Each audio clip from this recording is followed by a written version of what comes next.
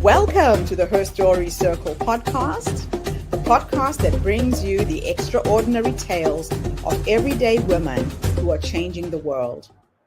I'm your host, Gertrude Mache, and I'd like to acknowledge traditional custodians of the land on which we meet today. I also like to pay my respects to elders, past, present, and emerging. Every week, we dive into the lives, challenges, and triumphs of women from all four corners of the globe. We're here to inspire, enlighten, and connect, sharing stories that uplift and empower. So grab a cup of coffee, settle in, and join us as we explore the incredible journeys of women shaping our future. This is Her Story, where every woman's voice matters.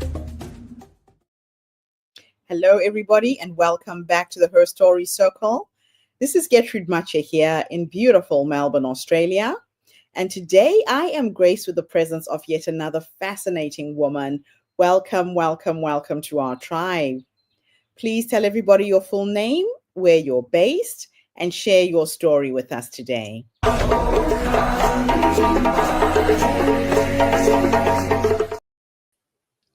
Hello, everyone. My name is Dr. Gabrielle Jones, and I am humbled and grateful to be here today. I was born and raised in the San Francisco Bay Area. I am a child of a single mother, but was raised by community. My grandmother and my grandfather contributed to raising me. My mother actually started a daycare so that she had more capacity to engage in my life and be present. And that is a very formative memory that I have because I actually am an only child, grandchild, and niece. So for those of you who don't know what that means, my mother had one child. My grandparents had two children, but one of their children did not have children. And I lived a lot of my life as an only. That was an identity that I held on to for a very long time and really shaped how I moved in the world. When I graduated from high school, I wanted to get out of the Bay Area and decided to go to Southern California. I went to California State University, Long Beach, go Beach. And I joined a sorority very early on. I joined Zeta Phi Beta Sorority Incorporated, Z-Phi, for those of you who are out there. I love my Z-Phi. I love my organization. I love my sorority sisters.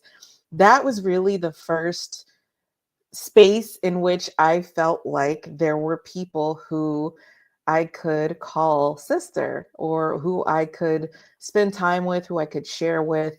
A lot of individuals who take this path of life really underestimate the power of relationships that you build outside of convenience. That's not to say that relationships you build aren't helpful or beneficial or strong when you are young, when you're 0 to 18, but there is really something special about joining in relationship with people after 18, when you've developed more, when you're discovering yourself, when your understanding of the world changes because you may be more independent. That was the case for me. I left the house and was fully independent at 18. And I think that that really shaped how I present, how I show up today. I transitioned to graduate school. I decided to go to Oklahoma State University. Go Pokes, for those of you who are out there. And yes, Oklahoma is very challenging to live in if you grew up in the Western liberal part of the America of United States.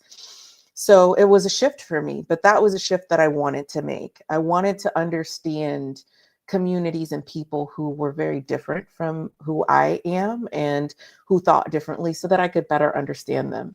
I'm a licensed psychologist. That's where I got my doctorate, my PhD in psychology. And I really think that that was yet another step in understanding myself, understanding who I am, and understanding who I wanted to be and how I wanted to show up in the world.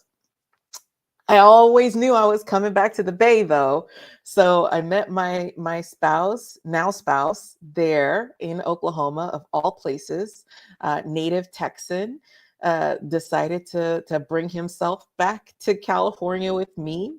And I helped him understand what it's like to live on the West Coast, because he lived in the South, and it's very different. It's cultural differences even within the United States. From there, I ended up back in my hometown area to help my grandparents, and then my now husband and I moved in together, and we welcomed our first son into our world. We did have challenges with pregnancy. I had a late term pregnancy loss. And I share that because one of the biggest components of my life is if I go through something difficult, it is not worth it if I can't share it with others, to let others know that there is hope on the other side. I like to think of myself as someone who will always have hope, no matter the circumstances, no matter the challenges that we face. And I attribute that to hearing stories of others, and to my ancestors, to my family, to the challenges and tribulations that I've experienced and have been able to share with others to benefit their journey and make their journey a little less challenging. But I now have a 3-year-old son whom I love dearly, and who is a great time, and it keeps me on my toes. And while I was pregnant with him, actually, I quit my job. Um, I realized that the environment that I worked in was really, really toxic. It was not healthy for me. I actually had 2 pulmonary embolisms in my right lung while I was pregnant with my son. And that was a wake-up call for me. I am a woman of faith. I identify as Christian, and God has carried me through a lot of things. And that was one of the situations where I knew that I needed to do something different. And God was just waiting for me to do something different. So I went on leave a little bit early. And while I was on leave, before I had my child, I started building out my business. And that was in October of 2021. My son was born in February of 2022. And I quit my job and fully launched Steady Clinical Consultation, Training, and Development in June of 2022. So it was in existence, and I was doing some work in October of 2021 through June of 2022, but it wasn't until June that I was completely committed to my business. And believe it or not, I wrote a book. I wrote a book while I was at home, working my business and raising my son, because in the work that I do, I realized that there was a huge gap. I work in the addiction medicine space, specifically substance use treatment for youth. I do work with adults as well, but systemically, there was always a gap in treatment. And the people who needed treatment most were often the ones who were most likely to be harmed from the system or not receive the treatment that was most beneficial to them. So I now have my book that introduces the first of its kind framework to treat marginalized and minoritized communities. It introduces a solution to the problem that all of the research has shown to be true when it comes to communities from marginalized and minoritized backgrounds. So I wrote my book while my son was at home. While I was starting my business, I took the hugest leap of faith that I could. Uh, Funny thing is, my husband and my therapist mentioned years before I actually did this to start my business. So I've been profitable. I am grateful. I am blessed. And my organization is thriving. I have a team, and I would not do anything differently if I had an opportunity to do it all over again. Wow, what an incredible story.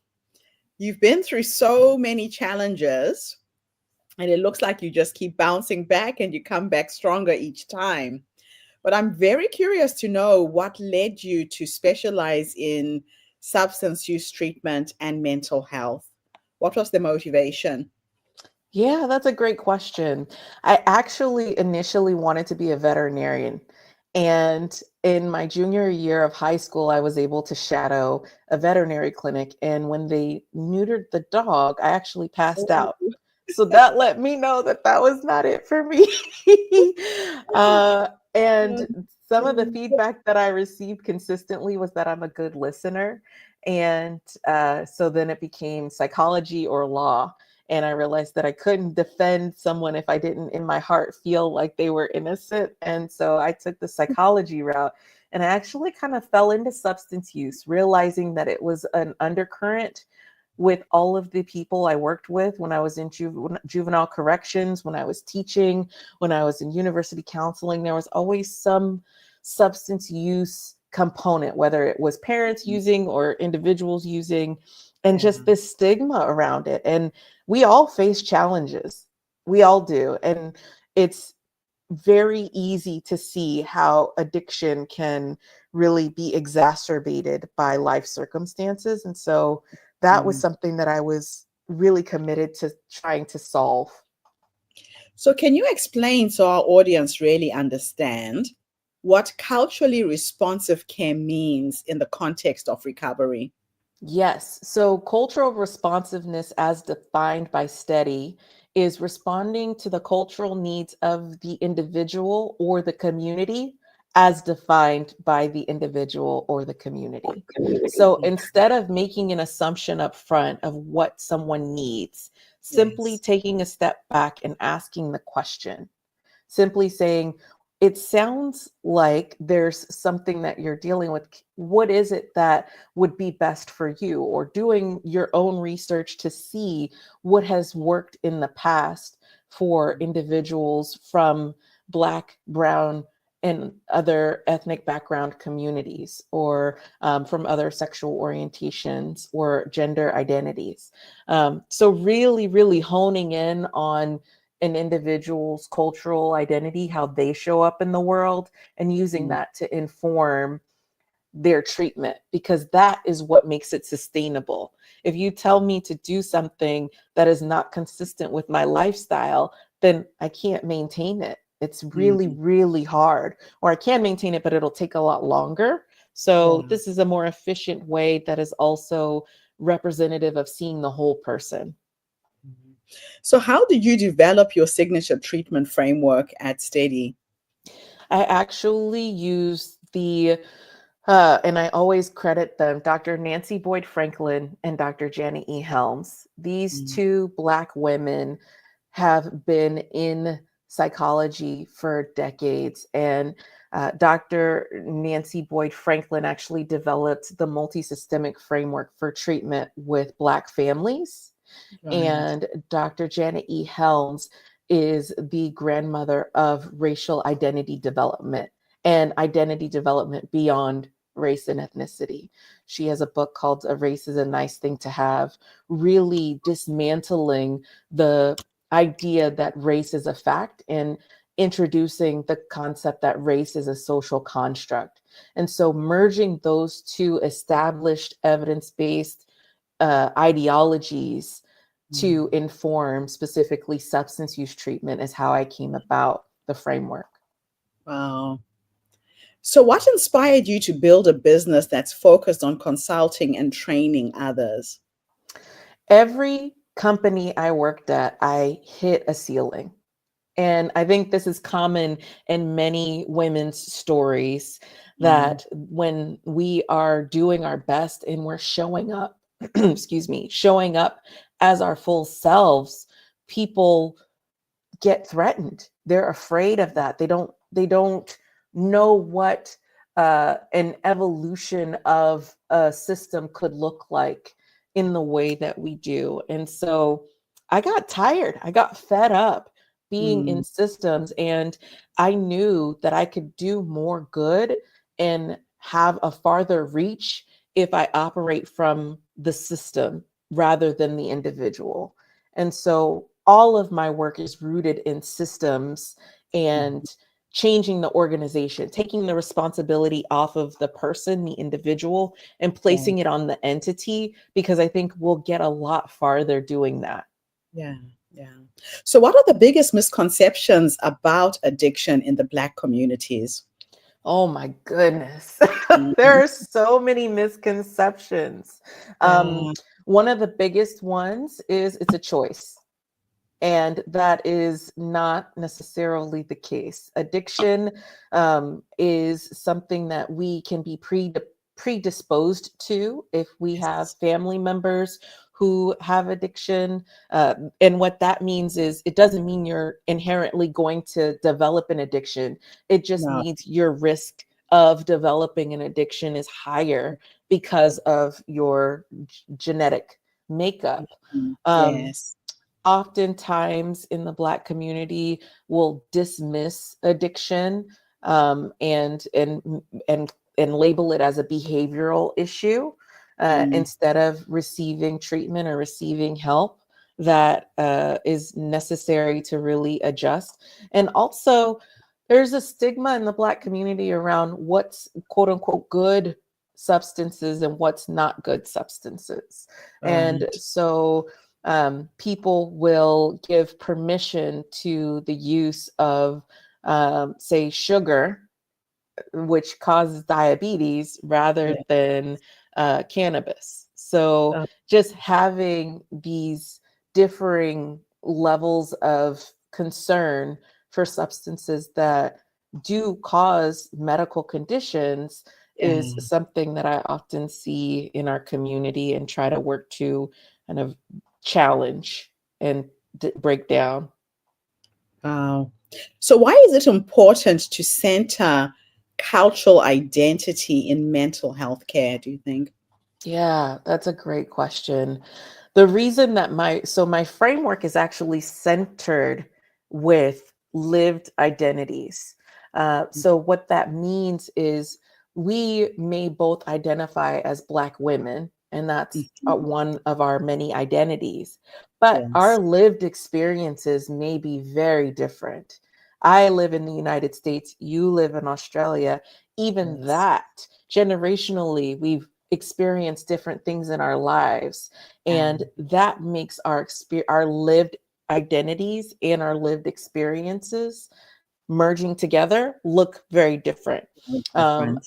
and so the reason that I center identity is because I want to de-center the identity of addiction. So oftentimes when I experience people who are struggling with some form of addiction, they own their addiction and they forget who they were before it, or they forget Mm. who they want to be, or they lose themselves. And so Yes. my goal is to help organizations understand that our goal is really to find who they were, help them figure out what they want to be in the world, Yes. aside from the addiction label that has been placed on them by society, because then we can live fuller lives.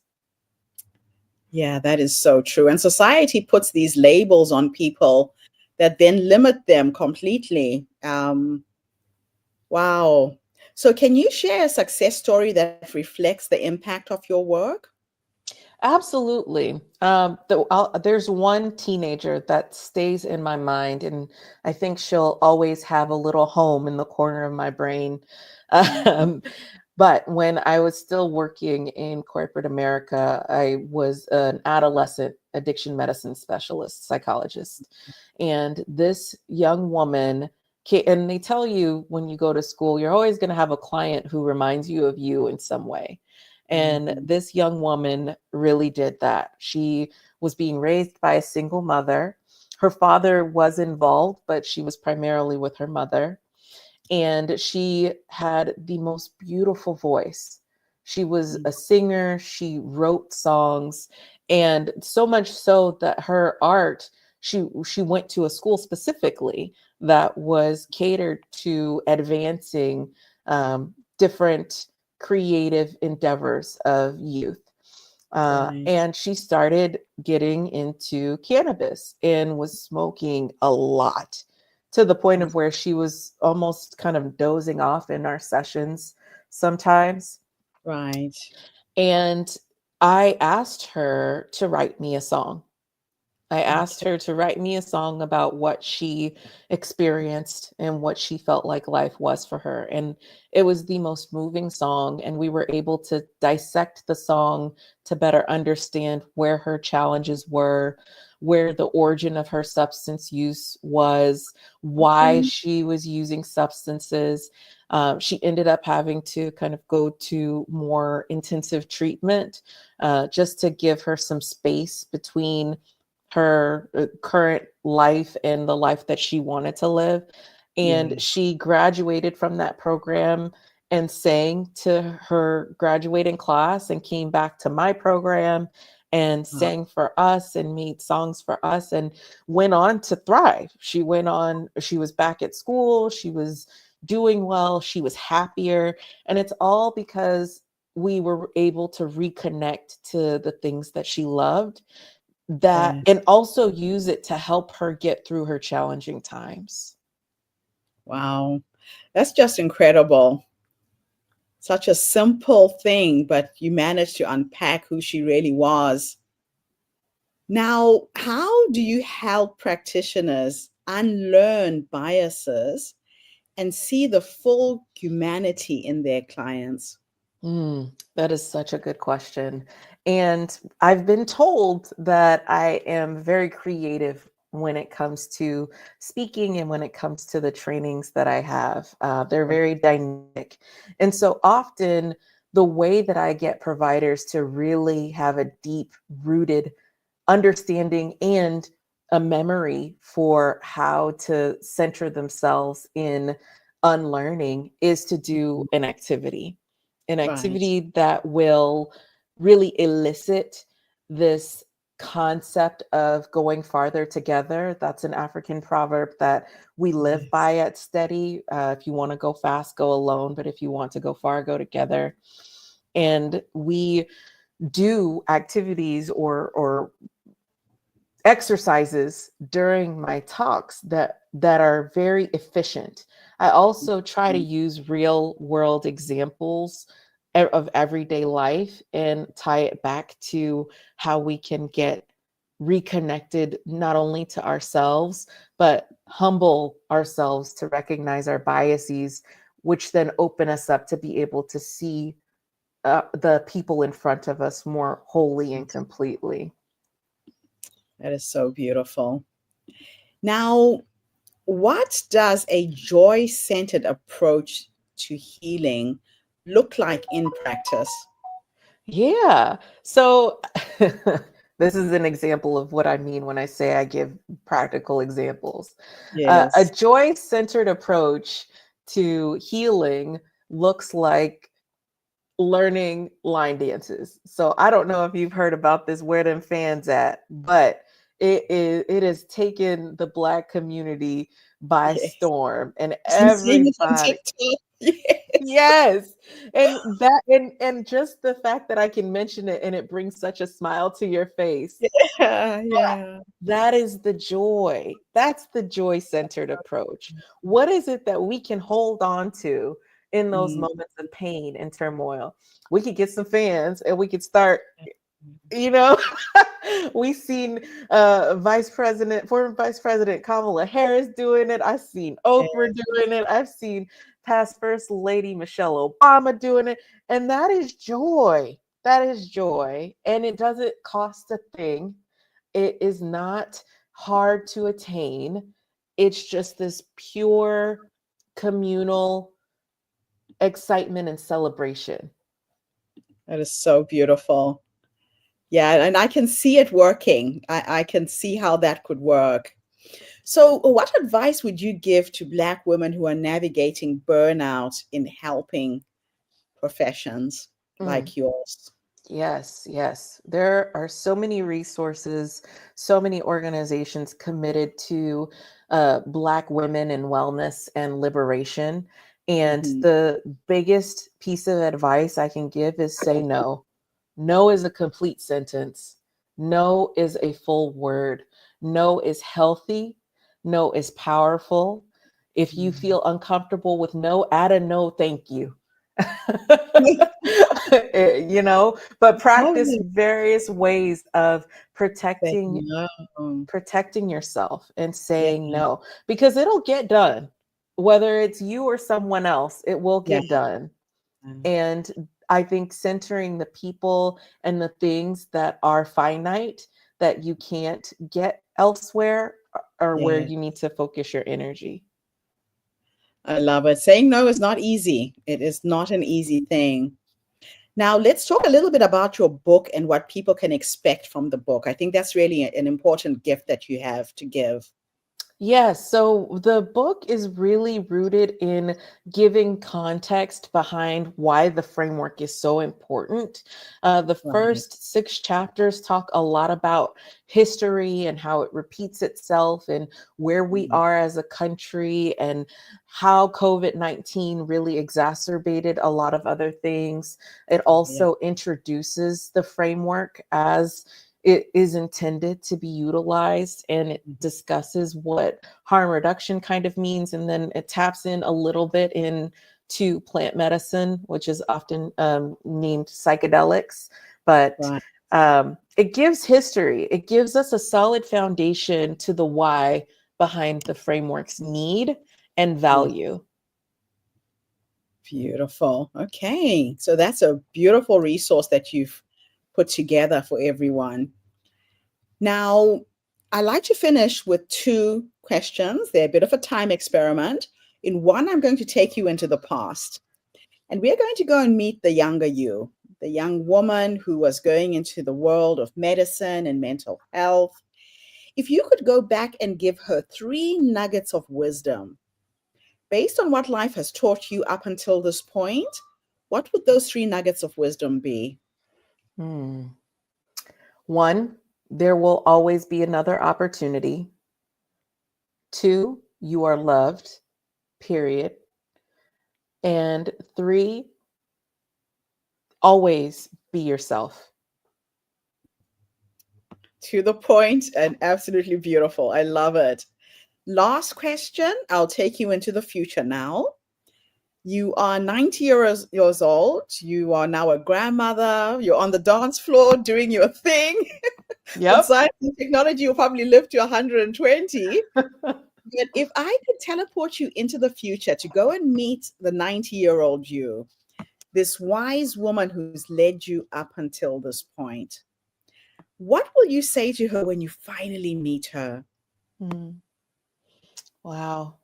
I think I would cry, honestly. I would say thank you for trusting yourself. Thank you for never giving up. Thank you for your never ending hope. And let's do it. Where them fans at? I absolutely love this. I can see you doing that for sure. And the reason why I like to ask that question is a lot of women don't realize that the wise woman is already in us. Ooh. She's that quiet little voice that prompts you to take a vocation, go into medicine, go into mental health, help the community.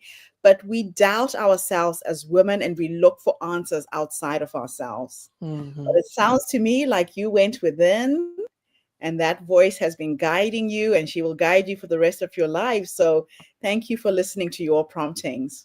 Thank you. Thank you so much. This has been wonderful. And thank you to everybody who tuned in. The Her Story Circle is not just a podcast. We are a social impact movement that brings you the stories and voices of women from all over the world. We share our stories to uplift you, inspire you, energize you, but most importantly, to empower you with knowledge to take you from where you are now to where you're trying to go. So if you are a mental health worker who wants more understanding on how to be culturally sensitive to your clients, to your community, please reach out, buy this book, make a connection with Dr. Gabrielle because she has a wealth of knowledge that can help you too. I'll be back again tomorrow, everybody, with yet another amazing guest. In the meantime, have a fantastic day, morning, or evening, wherever you are in the world. And thanks again for the interview. Thank you. Bye for now, everybody. Thank you for tuning into the Her Story Circle podcast. I hope today's story has inspired you to believe in the power of our stories and the difference you can make in the world when you use your voice. I'm Gertrude Mache, and it's been an honor to share this space with you, where voices from all walks of life come together to weave a rich tapestry of diverse perspectives. Don't forget to subscribe, rate, and review our podcast to help us share these stories with more listeners. Follow us on social media by looking for the Her Story Circle podcast for more updates. And join us tomorrow for another episode filled with courage, resilience, and empowerment. Remember, your story matters, and together we're building a stronger, more inclusive world. Until next time, keep making her story. Thank